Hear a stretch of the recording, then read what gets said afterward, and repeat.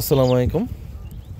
Hello guys, আজকে চলে আসলাম পেঁয়াজের আপডেট নিয়ে। দেখতেই পারছেন কৃষকরা পেঁয়াজ তুলছে। এই বছর পেঁয়াজের ফলন ভালোই হয়েছে, কিন্তু বাজার ভালো না থাকায়, বাজারের দাম ভালো না পাওয়ায় অসন্তুষ্ট কৃষকরা, লাভজনক হতে পারছে না। হয়তো বা 1500 থেকে 2000 টাকা বাজার হলে কৃষকরা এবার লাভবান হতো।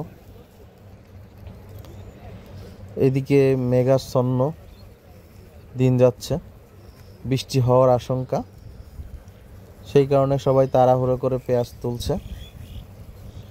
খুবই সুন্দর আবহাওয়া,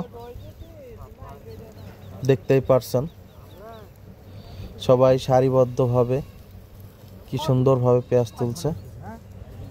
দেখছেন কত বড় বড় পেঁয়াজ হয়েছে। 3.5 মণ থেকে 4 মণ কাঠাপ্রতি ফলন হবে। ধন্যবাদ ভিডিওটি দেখার জন্য।